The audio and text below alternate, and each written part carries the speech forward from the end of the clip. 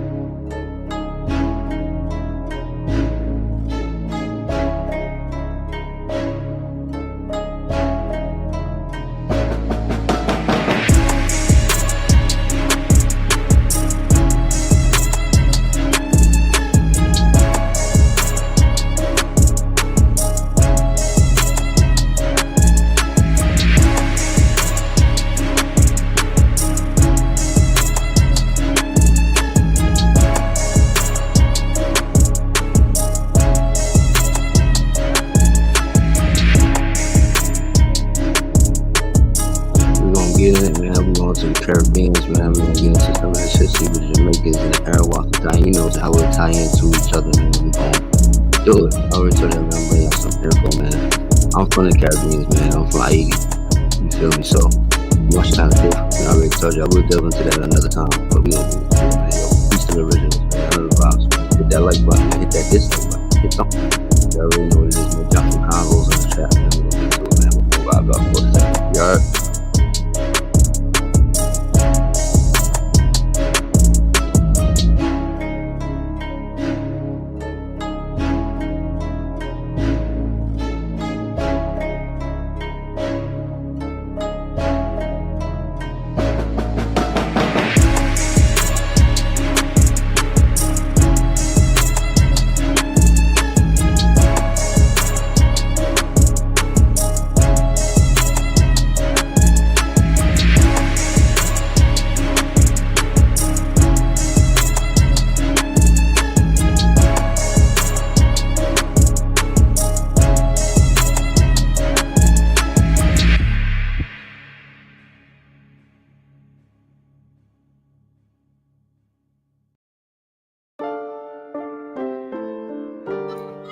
Another day. We in it.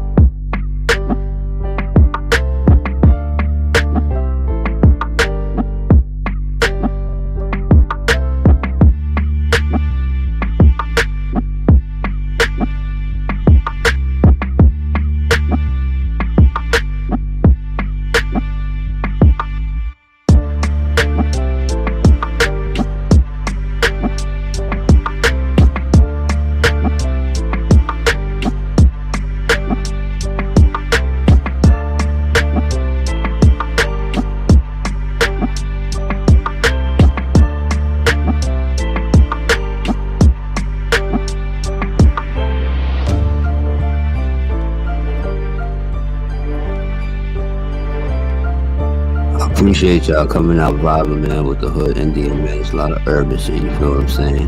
So we're gonna delve into some information, man. I got y'all like always, like y'all got me, I got you. You travel with me, I'm traveling with you.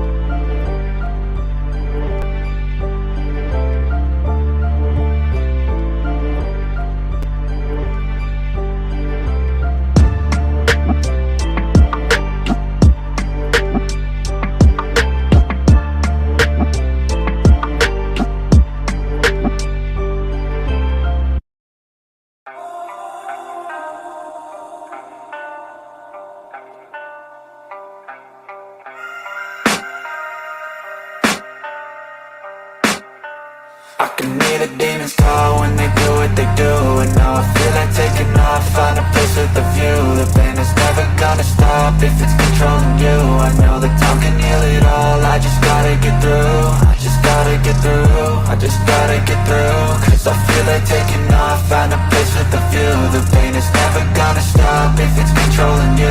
I know that time can heal it all, I just gotta get through. Sometimes I feel like all is lost, but I know it's not true. I wanna put up all my walls cause I'm not in the mood, but then I cut myself off from the rest of the room. I know that time can heal it all if you're patient and soon it can all be worth it, all the searching. Pain is never really permanent, but damn it hurts, man. I could feel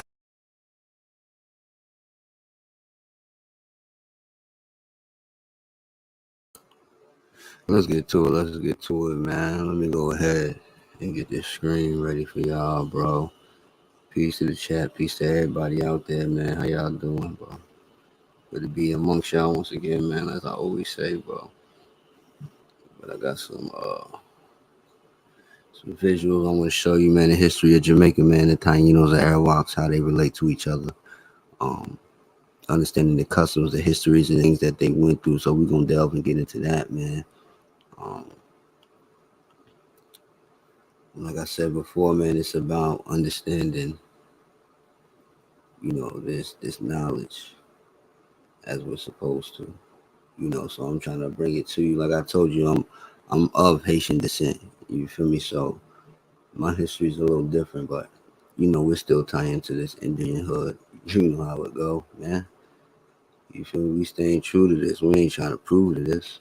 We staying true to this. You know what I mean? So that's understanding. Hold on right quick. That's understanding how it go, man. So let me make sure everything's straight, bro. Before we get into it, bro. This shit, bro. Screen. Hold on. Let me get this up here for you. All right, cool.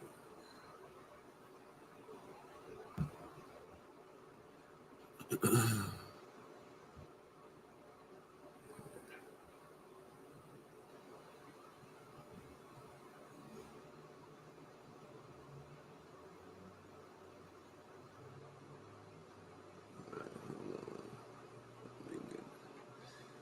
me get this off. Let me get up out of here. Get my channel, find this stuff here real quick. Pardon the delay, family. Y'all already know I'm gonna get to it. I got it on the wrong. I'm about to get it though. But yeah, this is breaking down, man. This is a beautiful breakdown. I know a lot about the islands myself already. I'm not saying that other individuals don't. So don't get any feelings. I know everybody like to get their damn feelings about everything. But it ain't even that. You feel what I'm saying?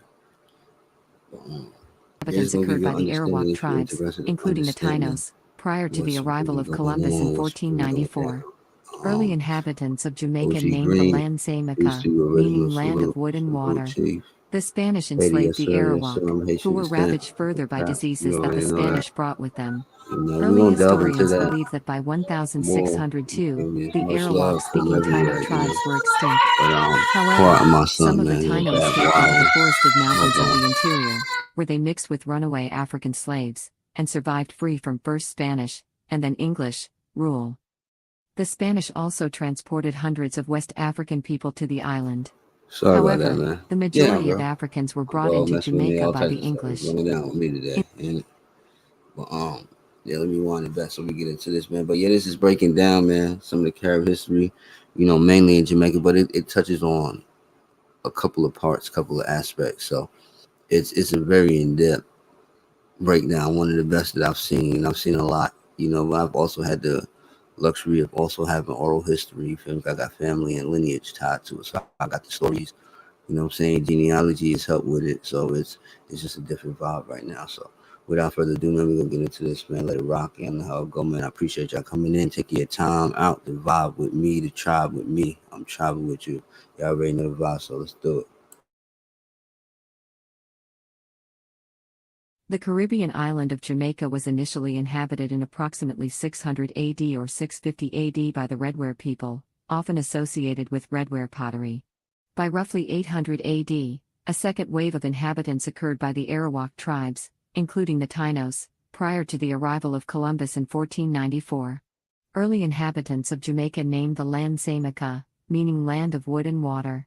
The Spanish enslaved the Arawak, who were ravaged further by diseases that the Spanish brought with them. Early historians believe that by 1602, the Arawak-speaking Taino tribes were extinct. However, some of the Taino escaped into the forested mountains of the interior, where they mixed with runaway African slaves, and survived free from first Spanish, and then English, rule. The Spanish also transported hundreds of West African people to the island. However, the majority of Africans were brought into Jamaica by the English. In 1655, the English invaded Jamaica, and defeated the Spanish. Some African slaves took advantage of the political turmoil and escaped to the island's interior mountains, forming independent communities which became known as the so-called Jamaicans was already present. On the coast, the English built the settlement of Port Royal, a base of operations where piracy flourished as so many European rebels had been rejected from their countries to serve sentences on the seas. Captain Henry Morgan, a plantation owner and Welsh privateer, raided settlements and shipping bases in Port Royal, earning him his reputation as one of the richest pirates in the Caribbean. In the 18th century, sugar cane replaced piracy as British Jamaica's main source of income. The sugar industry was labor-intensive and the British brought hundreds of thousands of enslaved black Africans to the island. By 1850, the black and mulatto Jamaican population outnumbered the white population by a ratio of 20-1. Enslaved Jamaicans mounted over a dozen major uprisings during the 18th century, including Tacky's Revolt in 1760. There were also periodic skirmishes between the British and the mountain communities of the Jamaican Maroons, culminating in the First Maroon War of the 1730s and the Second Maroon War of 1795 to 1796. Pre-Columbian Jamaica.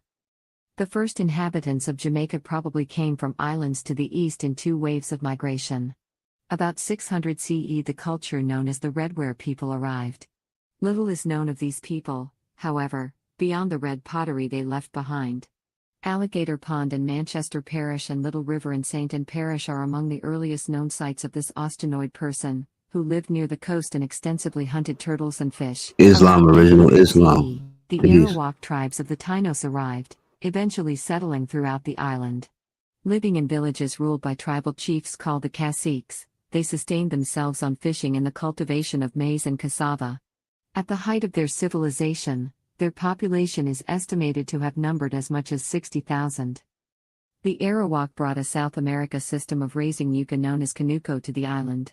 To add nutrients to the soil, the Arawak burned local bushes and trees and heaped the ash into large mounds, into which they then planted yucca cuttings.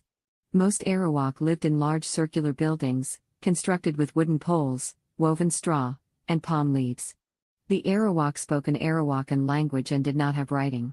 Some of the words used by them, such as barbacoa, hamaca, canoa, tobacco, yucca, batata, and jaracan, have been incorporated into Spanish and English. A brave Smaid hero who was war-hipped as a god, his name is Ben JP, is believed to be the first European to reach Jamaica. He landed on the island on May 5, 1494, during his second voyage to the Americas.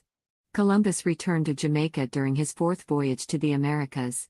He had been sailing around the Caribbean for nearly a year when a storm beached his ships in St. Ann's Bay, Jamaica, on June 25, 1503. Columbus and his men remained stranded on the island for 1 year, finally departing on June 1504. The Spanish crown granted the island to the Columbus family, but for decades it was something of a backwater, valued chiefly as a supply base for food and animal hides. In 1509, Juan de Esquivel founded the first permanent European settlement, the town of Sevilla la Nueva, on the north coast of the island. A decade later, Friar Bartolomé de las Casas wrote to Spanish authorities about Esquivel's conduct during the Higuey massacre of 1503. In 1534, the capital was moved to Villa de la Vega, now called Spanish Town. This settlement served as the capital of both Spanish and English Jamaica, from its founding until 1872, after which the capital was moved to Kingston. The Spanish enslaved many of the Arawak. Some escaped to the mountains to join the Maroons. However, most died from European diseases as well as from being overworked. The Spaniards also introduced the first African slaves into the island. By the early 17th century, when most of the Taino had died out, the population of the island was about 3,000, including a small number of African slaves. That's why I try to explain to people that the Maroons and Arawaks are two different people, bro. One is of African descent and one is of Jamaican descent. People are like, well, no, the Jamaicans came from Africa. It's not true. It's not true. When the Africans was pushed into Jamaica, they was already there. A bunch of them. A whole civilization of them. You feel me? So this dispels that concept of, oh, well, the Jamaicans, the Africans are really, the Jamaicans are Africans. It's not that they're native to that land, bro. That's my point for showing that. Disappointed in the lack of gold on the island, Jamaica was mainly used as a military base to supply colonization efforts in the mainland Americas. The Spanish colonists did not bring women in the first expeditions and took Taino women for their common-law wives, resulting in mestizo children. Sexual violence against the Taino women by the Spanish was also common. Although the Taino referred to the island as Jamaica, the Spanish gradually changed the name to Jamaica. In the so-called Admiral's Map of 1005, how selfish is that? You kidnap a people's women and then say, oh, we're not going to bring the women with us because we feel some type of way if, they get the mixing and mingling. Like, come on, bro. Like, it's a sick world, man. The island was labeled as Jamaica, and in Peter Martyr's work Decades of 1511, he referred to it as both Jamaica and Jamaica. British rule. 17th century. English conquest. In late 1654, English leader Oliver Cromwell launched the Western Design Armada against Spain's colonies in the Caribbean. In April 1655, General Robert Venables led the Armada in an attack on Spain's fort at Santo Domingo, Hispaniola. So honestly, the Jamaicans, the Caribbeans got it heavy because they got hit by the Spanish and the English. They both came through and tried to massacre them or did massacre them at different points in time. So it's just deep. After the Spanish repelled this poorly executed attack, the English force then sailed for Jamaica, the only Spanish West Indies island that did not have new defensive works. In May 1655, around 7,000 English soldiers landed near Jamaica's capital, named Spanish Town, and soon overwhelmed the small number of Spanish troops. Spain never recaptured Jamaica, losing the Battle of Ocho Rios in 1657 and the Battle of Rio Nuevo in 1658. In 1660, the turning point was when some Spanish runaway slaves, who settled in the interior mountainous regions of Jamaica, became known as the Jamaican Maroons, under the leadership of Juan de Bola, switched sides from the Spanish to the English. For England, Jamaica was to be the dagger pointed at the heart of the Spanish Empire, but in fact, it was a possession of little economic value then. England gained formal possession of Jamaica from Spain in 1670 through the Treaty of Madrid. Removing the pressing need for constant defense against a Spanish attack, this change served as an incentive to planting. British colonization. Cromwell. I got some information on that Treaty of Madrid. We're gonna get into that too. It's deep. We're gonna get into that.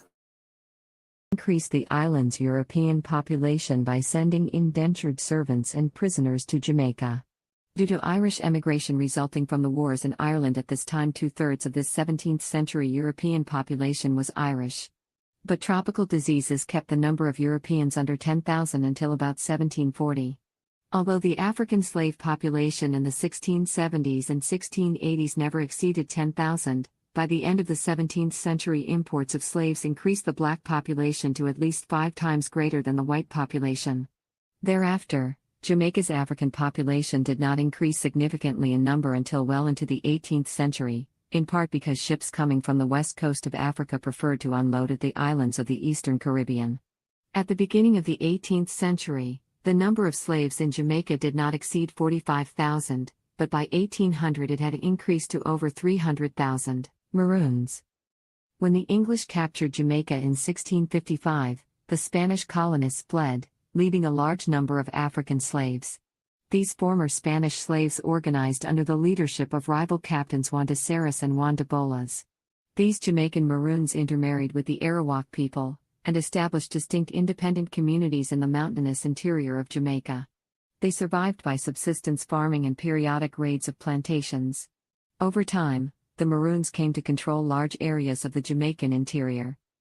In the second half of the 17th century, de Ceres fought regular campaigns against the English forces, even attacking the capital of Spanish Town, and he was never defeated by the English. Throughout the 17th century, and in the first few decades of the 18th century, the Maroons took a heavy toll on the British troops. The British colonial authorities sent local militia and British Army units against them, but the Maroons successfully fought a guerrilla campaign against them in the mountainous interior, and forced the British government to seek peace terms to end the expensive conflict. In the early 18th century, English-speaking escaped-to-can slaves were at the forefront of the Maroon fighting against the British. The House of Assembly. Beginning with the Stuart monarchy's appointment of a civil governor to Jamaica in 1661, political patterns were established that lasted well into the 20th century. The second governor, Lord Windsor, brought with him in 1662 a proclamation from the king giving Jamaica's non-slave populace the same rights as those of English citizens, including the right to make their own laws. Although he spent only 10 weeks in Jamaica, Lord Windsor laid the foundations of a governing system that was to last for 2 centuries, a crown-appointed governor acting with the advice of a nominated council in the legislature. The legislature consisted of the governor and an elected but highly unrepresentative House of Assembly. For years, the planter-dominated assembly was in continual conflict with the various governors and the Stuart kings. There were also contentious factions within the assembly itself. For much of the 1670s and 1680s, Charles II and James II and the assembly feuded over such matters as the purchase of slaves from ships not run by the Royal English Trading Company. The last Stuart governor, Christopher Monk, 2nd Duke of Albemarle, who was more interested in treasure hunting than in planting, turned the planter oligarchy out of office. After the Duke's death in 1688, the planters, who had fled Jamaica to London, succeeded in lobbying James II to order a return to the pre-Albemarle political arrangement. Jamaica's pirates.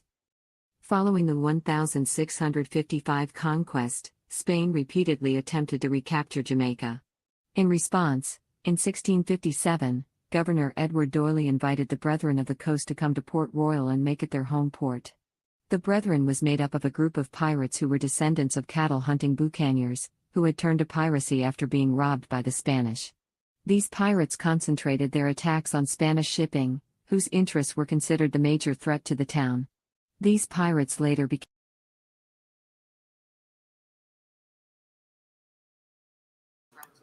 They be pulling them numbers out of anywhere, bro. I don't know where they get them from, boy. legal English privateers who were given letters of marque by Jamaica's governor. Around the same time that pirates were invited to Port Royal, England launched a series of attacks against Spanish shipping vessels and coastal towns. By sending the newly appointed privateers after Spanish ships and settlements, England had successfully set up a system of defense for Port Royal. Jamaica became a haven of privateers, buccaneers, and occasionally outright pirates, Christopher Mings, Edward Mansfield, and most famous. And it's crazy because the numbers and timelines is what dispels a lot of that bullshit, bro. It's just a lot of us don't really know that shit, how important that shit is.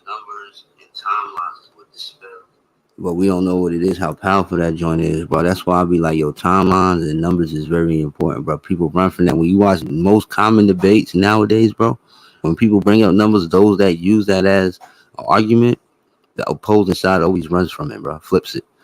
Always. Because they understand, like, yo, this right here dispels or this disproves, and it usually does. Like, this shit, like, the numbers don't even make sense with the argument that you're bringing. You feel me? So it's like, yeah, I know the vibes, man. Famously, Henry Morgan. England gained formal possession of Jamaica from Spain in 1670 through the Treaty of Madrid. Removing the pressing need for constant defense against a Spanish attack, this change served as an incentive to planting. This settlement also improved the supply of slaves and resulted in more protection, including military support, for the planters against foreign competition. As a result, the sugar monoculture and slave-worked plantation societies spread across Jamaica throughout the 18th century, decreasing Jamaica's dependence on privateers for protection and funds. However, the English colonial authorities continued to have difficulties suppressing the Spanish Maroons, who made their homes in the mountainous interior and mounted periodic raids on estates and towns, such as Spanish Town. The Carmahali Maroons, led by Juan de Ceres, continued to stay in the forested mountains, and periodically fought the English. In the 1670s and 1680s, in his capacity as an owner of a large slave plantation, Morgan led 3 campaigns against the Jamaican Maroons of Juan de Ceres. Morgan achieved some success against the Maroons, who withdrew further into the Blue Mountains, where they were able to stay out of the reach of Morgan and his forces. Another blow to Jamaica's partnership with privateers was the violent earthquake which destroyed much of Port Royal on June 7, 1692. 2/3 of the town sank into the sea immediately after the main shock. After the earthquake, the town was partially rebuilt, but the colonial government was relocated to Spanish Town, which had been the capital under Spanish rule. Port Royal was further devastated by. Not true. And how is it that we still see them, bro? Because these people that they're talking about, bro, we still see these people, bro. They're all over the place. So even though names might have got changed and terms might have, terms change as time goes, but once you track it back, bro, it's like these are the same people, bro. We see these people all the time. But like you said too, also like a whole group of them fled. There's no proof or any that I've seen that race of people went extinct. It's like how they said the Tasmanian people went extinct. I really don't believe that. Like, how was that even? I don't know. That's a different topic. I don't even want to get too far off, bro. By a fire in 1703 and a hurricane in 1722. Most of the sea trade moved to Kingston. By the late 18th century, Port Royal was largely abandoned. 18th century. Jamaica's sugar boom. In the mid-17th century, sugarcane was introduced to the British West Indies by the Dutch, from Brazil. Upon landing in Jamaica and other islands, they quickly urged local growers to change their main crops from cotton and tobacco to sugarcane. With depressed prices of cotton and tobacco, due mainly to stiff competition from the North American colonies, the farmers switched, leading to a boom in the Caribbean economies. Sugarcane was quickly snapped up by the British, who used it in cakes and to sweeten tea. In the 18th century, sugar replaced piracy as Jamaica's main source of income. The sugar industry was labor-intensive and the British brought hundreds of thousands of enslaved Africans to Jamaica. By 1832, the median-sized plantation in Jamaica had about 150 slaves, and nearly one of every 4 bondsmen lived on units that had at least 250 slaves. In the Book of Night Women, author Marlon James indicates that the ratio of slave owners to enslaved Africans is 1:33. James also depicts atrocities that slave owners subjected slaves to along with violent resistance from the slaves as well as numerous slaves who died in pursuit of freedom. After slavery was abolished in 1834, sugarcane plantations used a variety of forms of labor including workers imported from India under contracts of indenture. First Maroon War. Starting in the late 17th century, there were periodic skirmishes between English militias and the Windward Maroons, alongside occasional slave revolts. In 1673, one such revolt in St. Anne's parish of 200 slaves created the separate group of Leeward Maroons.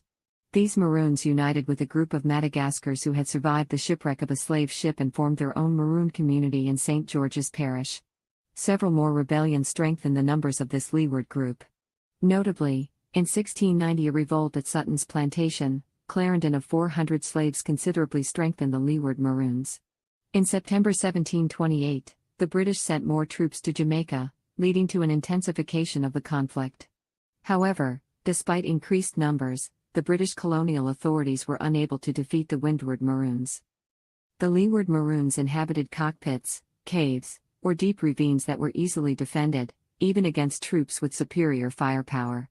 Such guerrilla warfare and the use of scouts who blew the abang to warn of approaching British soldiers allowed the Maroons to evade, thwart, frustrate, and defeat the forces of an empire. Early in the 18th century, the Maroons took a heavy toll on the British troops and local militia sent against them in the interior, in what came to be known as the First Maroon War. In 1739-40, the British government in Jamaica recognized that it could not defeat the Maroons, so they offered them treaties of peace instead.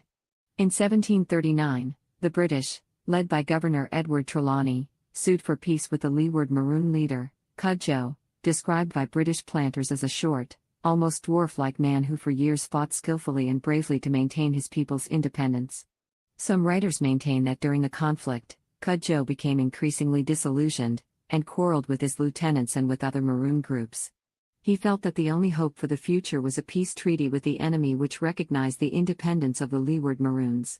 In 1742, Cudjoe had to suppress a rebellion of Leeward Maroons against the treaty.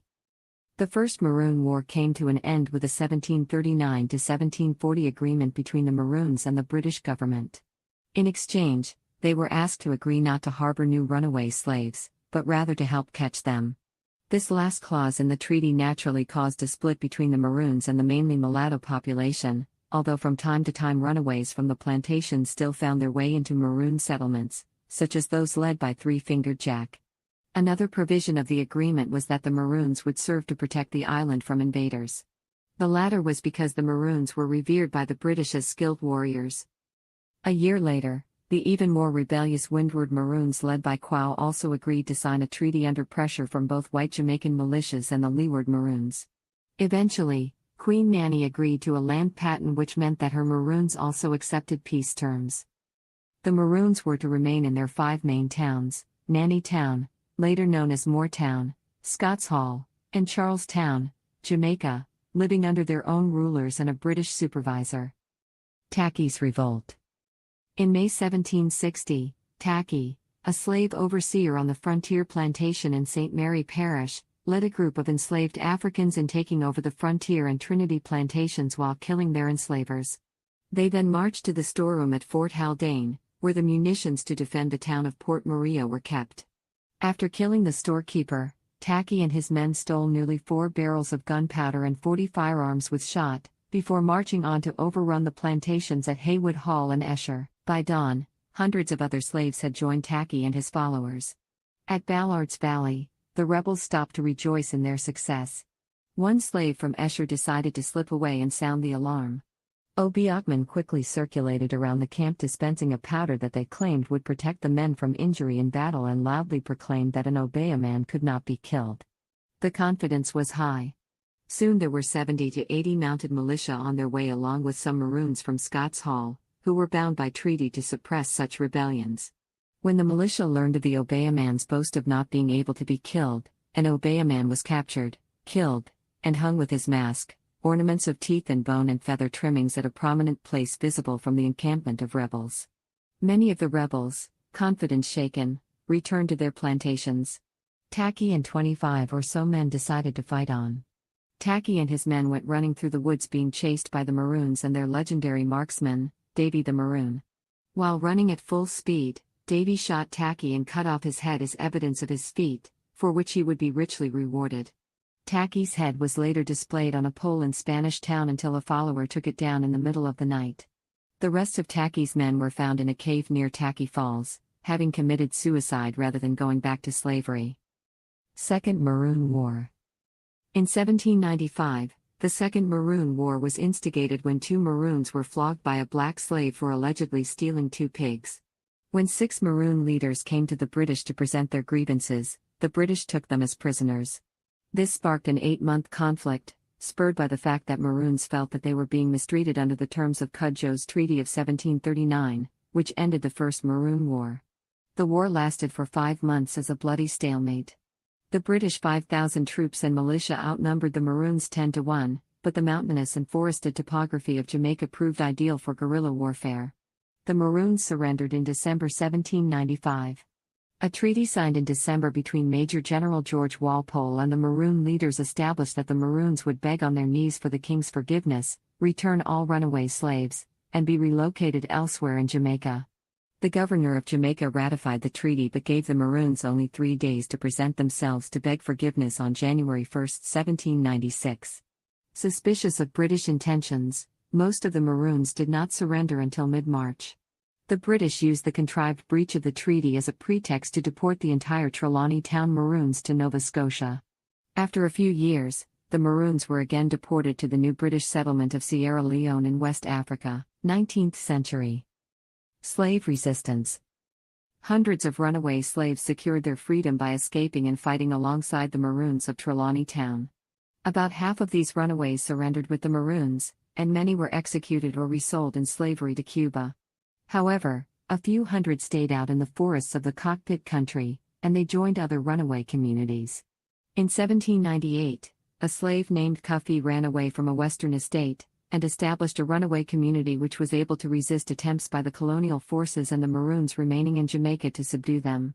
In the early 19th century, colonial records describe hundreds of runaway slaves escaping to Healthshire where they flourished for several years before they were captured by a party of Maroons. In 1812, a community of runaways started when a dozen men and some women escaped from the sugar plantations of Trelawney into the Cockpit country, and they created a village with the curious name of Mino-San-You-No-Cum. By the 1820s, Mino-San-You-No-Cum housed between 50 to 60 runaways. The headmen of the community were escaped slaves named Warren and Forbes.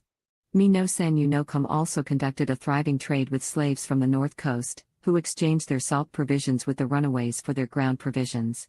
In October 1824, the colonial militias tried to destroy this community. However, the community of Mino-San-You-No-Cum continued to thrive in the Cockpit country until emancipation in the 1830s. The Baptist War.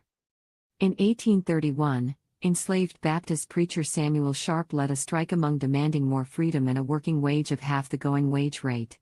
Upon refusal of their demands, the strike escalated into a full rebellion, in part because Sharp had also made military preparations with a rebel military group known as the Black Regiment led by a slave known as Colonel Johnson of Retrieve Estate, about 150 strong with 50 guns among them. Colonel Johnson's Black Regiment clashed with a local militia led by Colonel Grignon at Old Montpelier on December 28. The militia retreated to Montego Bay while the Black Regiment advanced an invasion of estates in the hills, inviting more slaves to join while burning houses, fields, and other properties, setting off a trail of fires through the Great River Valley in Westmoreland and St. Elizabeth to St. James. The Baptist War, as it was known, became the largest slave uprising in the British West Indies, lasting 10 days and mobilized as many as 60,000 of Jamaica's 300,000 slaves. The rebellion was suppressed by British forces under the control of Sir Willoughby Cotton. The reaction of the Jamaican government and plantocracy was far more brutal.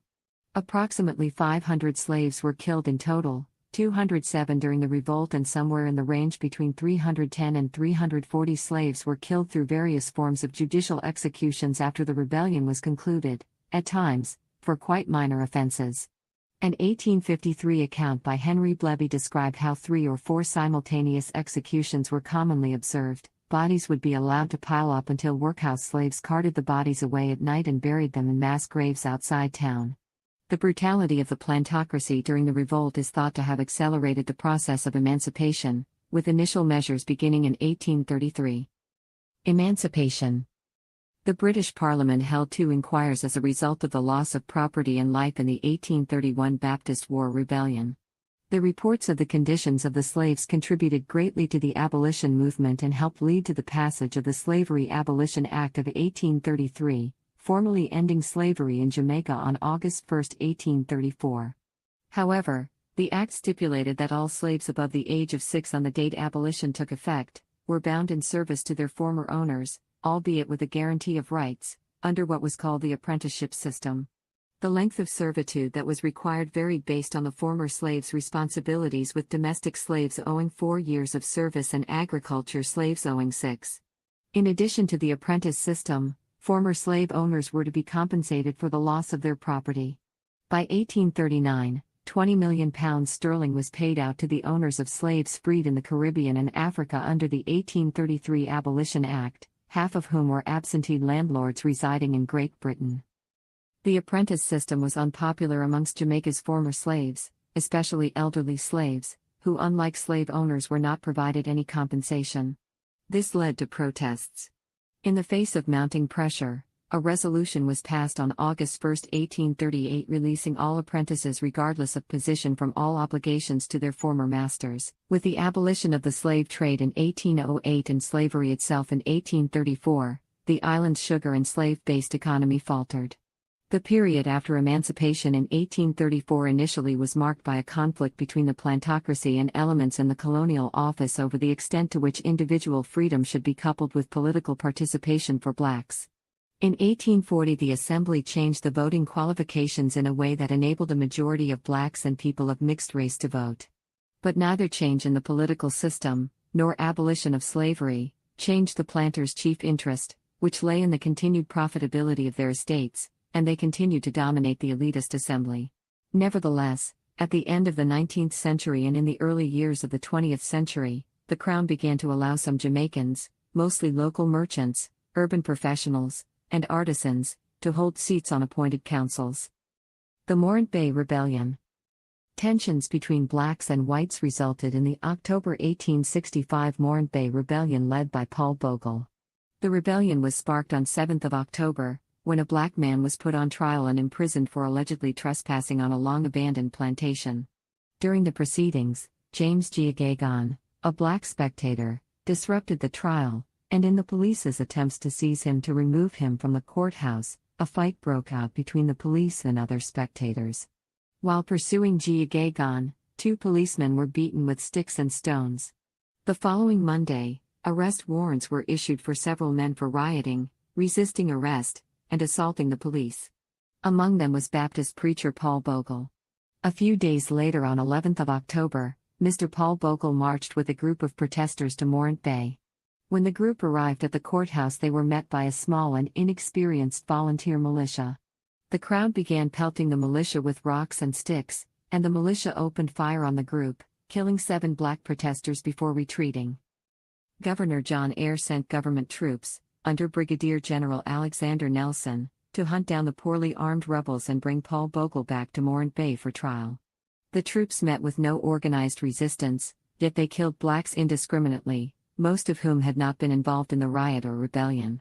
According to one soldier, "We slaughtered all before us, man or woman or child." In the end, 439 black Jamaicans were killed directly by soldiers, and 354 more were arrested and later executed, some without proper trials. Paul Bogle was executed either the same evening he was tried or the next morning. Other punishments included the flogging of over 600 men and women, and long prison sentences. Thousands of homes belonging to black Jamaicans were burned down without any justifiable reason. George William Gordon, Jamaican-born plantation owner, businessman and politician, who was the mixed-race son of Scottish-born plantation owner of Cherry Gardens in St. Andrew, Joseph Gordon, and his black enslaved mistress. Gordon had been critical of Governor John Eyre and his policies, and was later arrested by the governor who believed he had been behind the rebellion. Despite having very little to do with the rebellion, Gordon was eventually executed. Though he was arrested in Kingston, he was transferred by Eyre to Morant Bay, where he could be tried under martial law. The execution and trial of Gordon via martial law raised some constitutional issues back in Britain, where concerns emerged about whether British dependencies should be ruled under the government of law, or through a military license. Gordon hanged on 23 October, after a speedy trial, just 2 days after his trial had begun. He and William Bogle, Paul's brother, were both tried together, and executed at the same time. Decline of the sugar industry. During most of the 18th century, the monocrop economy based on sugarcane production for export flourished. In the last quarter of the century, however, the Jamaican sugar economy declined as famines, hurricanes, colonial wars, and wars of independence disrupted trade. By the 1820s, Jamaican sugar became less competitive with the high-volume producers like Cuba, and production subsequently declined. By 1882, sugar output was less than half what it was in 1828. A major reason for the decline was the British Parliament's 1807 abolition of the slave trade, under which the transportation of slaves to Jamaica after March 1, 1808 was forbidden. The abolition of the slave trade was followed by the abolition of slavery in 1834 and full emancipation of slaves within 4 years. Unable to convert the ex-slaves into a sharecropping tenant class similar to the one established in the post-Civil War South of the United States, planters became increasingly dependent on wage labor and began recruiting workers abroad, primarily from India, China, and Sierra Leone. Many of the former slaves settled in peasant or small farm communities in the interior of the island like the Yam Belt, where they engaged in subsistence and some cash crop farming. The second half of the 19th century was a period of severe economic decline for Jamaica. Low crop prices, droughts, and disease led to serious social unrest, culminating in the Morant Bay Rebellions of 1865.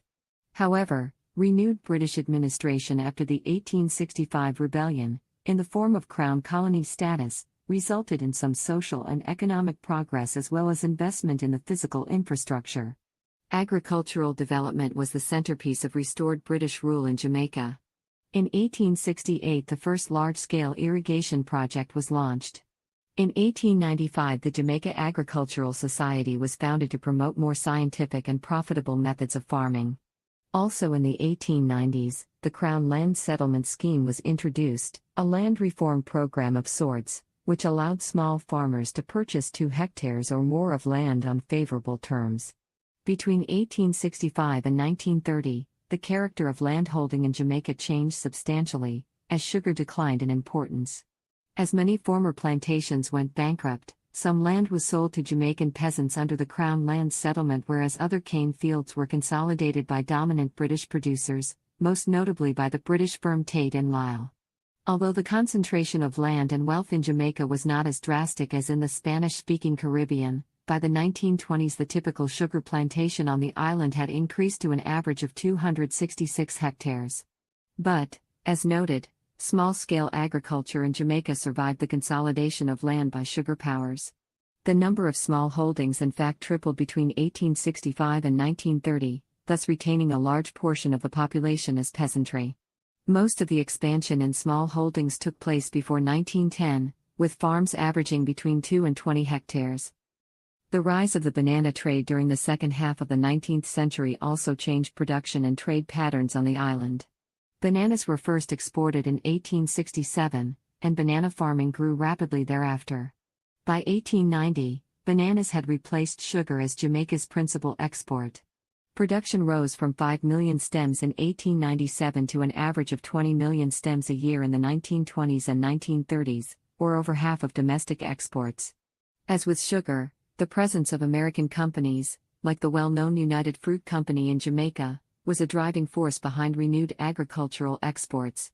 The British also became more interested in Jamaican bananas than in the country's sugar. Expansion of banana production, however, was hampered by serious labor shortages. The rise of the banana economy took place amidst a general exodus of up to 11,000 Jamaicans a year, Jamaica as a crown colony. In 1846, Jamaican planters, adversely affected by the loss of slave labor, suffered a crushing blow when Britain passed the Sugar Duties Act, eliminating Jamaica's traditionally favored status as its primary supplier of sugar. The Jamaica House of Assembly stumbled from one crisis to another until the collapse of the sugar trade, when racial and religious tensions came to a head during the Morant Bay Rebellion of 1865. Although suppressed ruthlessly, the severe rioting so alarmed the planters that the 2-centuries-old assembly voted to abolish itself and ask for the establishment of direct British rule.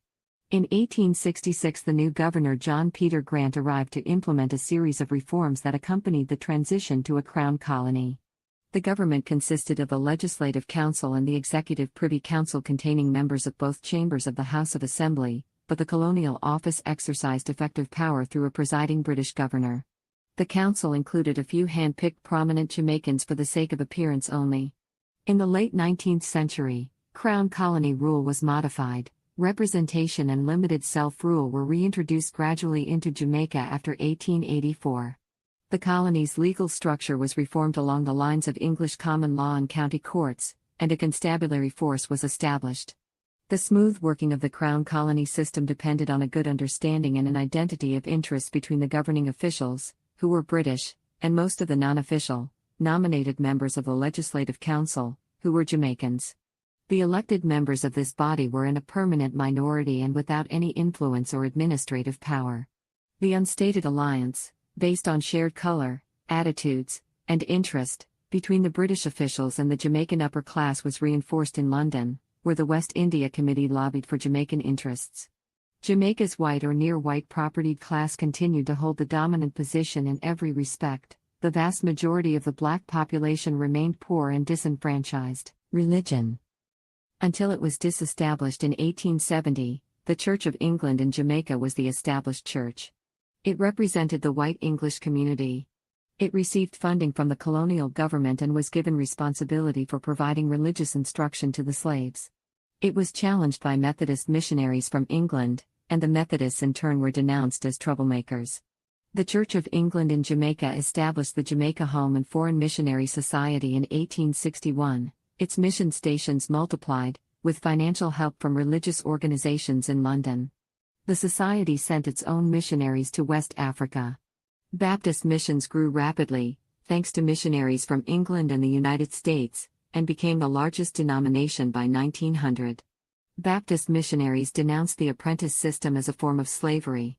In the 1870s and 1880s, the Methodists opened a high school and a theological college.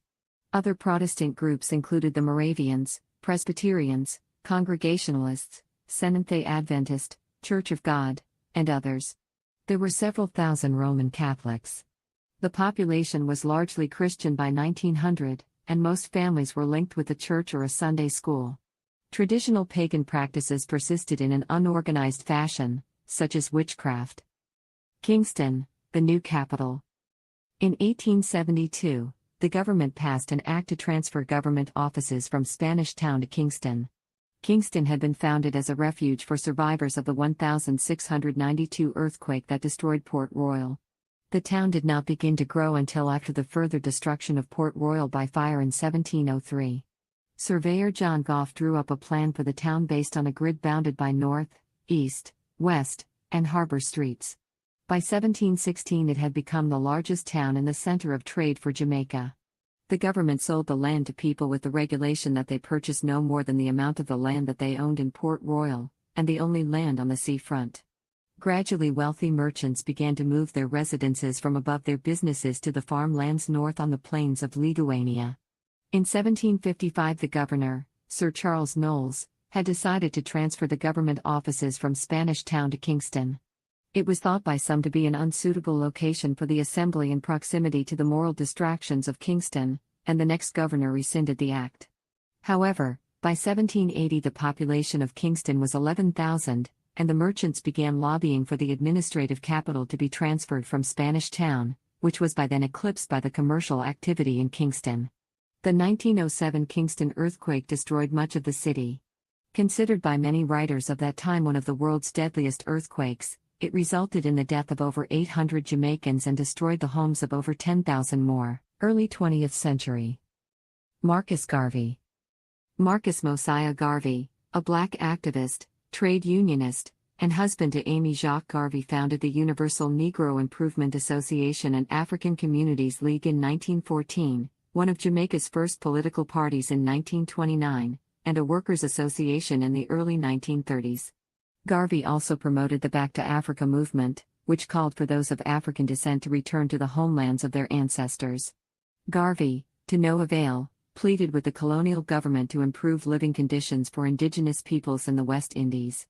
Garvey, a controversial figure, had been the target of a 4-year investigation by the United States government. He was convicted of mail fraud in 1923 and had served most of a 5-year term in an Atlanta penitentiary when he was deported to Jamaica in 1927. Garvey left the colony in 1935 to live in the United Kingdom, where he died heavily in debt 5 years later. He was proclaimed Jamaica's first national hero in the 1960s after Edward P. G. Seaga, then a government minister, arranged the return of his remains to Jamaica. In 1987, Jamaica petitioned the United States Congress to pardon Garvey on the basis that the federal charges brought against him were unsubstantiated and unjust. Rastafari movement. The Rastafari movement, a new religion, emerged among impoverished and socially disenfranchised Afro-Jamaican communities in 1930s Jamaica. Its Afrocentric ideology was largely a reaction against Jamaica's then dominant British colonial culture. It was influenced by both Ethiopianism and the Back to Africa movement promoted by black nationalist figures like Marcus Garvey. The movement developed after several Christian clergymen, most notably Leonard Howell, proclaimed that the crowning of Haile Selassie as Emperor of Ethiopia in 1930 fulfilled a biblical prophecy. By the 1950s, Rastafari's countercultural stance had brought the movement into conflict with wider Jamaican society, including violent clashes with law enforcement. In the 1960s and 1970s, it gained increased respectability within Jamaica and greater visibility abroad through the popularity of Rasta-inspired reggae musicians like Bob Marley and Peter Tosh. Enthusiasm for Rastafari declined in the 1980s, following the deaths of Haile Selassie and Marley. The Great Depression and worker protests. The Great Depression caused sugar prices to slump in 1929 and led to the return of many Jamaicans. Economic stagnation, discontent with unemployment, low wages, high prices, and poor living conditions caused social unrest in the 1930s. Uprisings in Jamaica began on the Froome sugar estate in the western parish of Westmoreland and quickly spread east to Kingston. Jamaica, in particular, set the pace for the region in its demands for economic development from British colonial rule. Because of disturbances in Jamaica and the rest of the region, the British in 1938 appointed the Moyna Commission. An immediate result of the commission was the Colonial Development Welfare Act, which provided for the expenditure of approximately £1 million a year for 20 years on coordinated development in the British West Indies. Concrete actions, however, were not implemented to deal with Jamaica's massive structural problems. New unions and parties.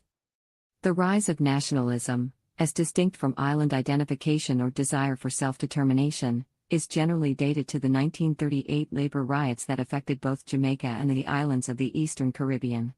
William Alexander Bustamante, a moneylender in the capital city of Kingston who had formed the Jamaica Trade Workers and Tradesmen Union 3 years earlier, captured the imagination of the black masses with his messianic personality, even though he himself was light-skinned, affluent, and aristocratic. Bustamante emerged from the 1938 strikes and other disturbances as a populist leader and the principal spokesperson for the militant urban working class, and in that year, using the Ch'tu as a stepping stone, he founded the Bustamante Industrial Trade Union, which inaugurated Jamaica's workers' movement. A first cousin of Bustamante, Norman W. Manley, concluded as a result of the 1938 riots that the real basis for national unity in Jamaica lay in the masses. Unlike the union-oriented Bustamante, however, Manley was more interested in access to control over state power and political rights for the masses. On September 18, 1938, he inaugurated the People's National Party, which had begun as a nationalist movement supported by Bustamante and the mixed-race middle class and the liberal sector of the business community with leaders who were highly educated members of the upper middle class. The 1938 riots spurred the PNP to unionize labor, although it would be several years before the PNP formed major labor unions. The party concentrated its earliest efforts on establishing a network both in urban areas and in banana-growing rural parishes, later working on building support among small farmers and in areas of bauxite mining. The PNP adopted a socialist ideology in 1940 and later joined the Socialist International, allying itself formally with the social democratic parties of Western Europe. Guided by socialist principles, Manley was not a doctrinaire socialist. PNP socialism during the 1940s was similar to British Labour Party ideas on state control of the factors of production, equality of opportunity, and a welfare state, although a left-wing element in the PNP held more orthodox Marxist views and worked for the internationalization of the trade union movement through the Caribbean Labour Congress. In those formative years of Jamaican political and union activity, relations between Manley and Bustamante were cordial. Manley defended Bustamante in court against charges brought by the British for his labor activism in the 1938 riots and looked after the B2 during Bustamante's imprisonment. Bustamante had political ambitions of his own, however. In 1942, while still incarcerated, he founded a political party to rival the PNP, called the Jamaica Labour Party. The new party, whose leaders were of a lower class than those of the PNP, was supported by conservative businessmen and 60,000 dues-paying B2 members, who encompassed dock and sugar plantation workers and other unskilled urban laborers. On his release in 1943, Bustamante began building up the JLP. Meanwhile, several PNP leaders organized the leftist-oriented Trade Union Congress. Thus, from an early stage in modern Jamaica, unionized labor was an integral part of organized political life.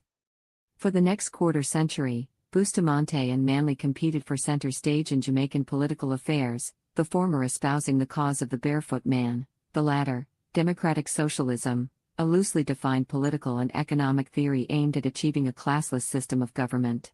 Jamaica's two founding fathers projected quite different popular images. Bustamante, lacking even a high school diploma, was an autocratic, charismatic, and highly adept politician. Manley was an athletic, Oxford-trained lawyer, Rhodes Scholar, humanist, and liberal intellectual. Although considerably more reserved than Bustamante, Manley was well-liked and widely respected. He was also a visionary nationalist who became the driving force behind the Crown Colony's quest for independence. Following the 1938 disturbances in the West Indies, London sent the Moyna Commission to study conditions in the British Caribbean territories. Its findings led in the early 1940s to better wages and a new constitution. Issued on November 20, 1944, the constitution modified the Crown Colony system and inaugurated limited self-government based on the Westminster model of government and universal adult suffrage. It also embodied the island's principles of ministerial responsibility and the rule of law. 31% of the population participated in the 1944 elections. The JPL, helped by its promises to create jobs, its practice of dispensing public funds in pro-JLP parishes, and the PNP's relatively radical platform, won an 18% majority of the votes over the PNP, as well as 22 seats in the 32-member House of Representatives, with 5 going to the PNP and 5 to other short-lived parties. In 1945, Bustamante took office as Jamaica's first premier. Under the new charter, the British governor, assisted by the 6-member Privy Council and 10-member Executive Council, remained responsible solely to the Crown. The Jamaican Legislative Council became the upper house, or Senate, of the bicameral parliament. House members were elected by adult suffrage from single-member electoral districts called constituencies. Despite these changes, ultimate power remained concentrated in the hands of the governor and other high officials. Independent Jamaica. 1960s. The road to independence. After World War II, Jamaica began a relatively long transition to full political independence. Jamaicans preferred British culture over American, but they had a love-hate relationship with the British and resented British domination, racism, and the dictatorial colonial office. Britain gradually granted the colony more self-government under periodic constitutional changes. Jamaica's political patterns and governmental structure were shaped during 2 decades of what was called constitutional decolonization, the period between 1944 and independence in 1962. Having seen how little popular appeal the PNP's 1944 campaign position had, the party shifted toward the center in 1949 and remained there until 1974. The PNP actually won a 0.8% majority of the votes over the JLP in the 1949 election, but the JLP won a majority of the House seats. In the 1950s, the PNP and JLP became increasingly similar in their sociological composition and ideological outlook. During the Cold War years, socialism became an explosive domestic issue. The JLP exploited it among property owners and church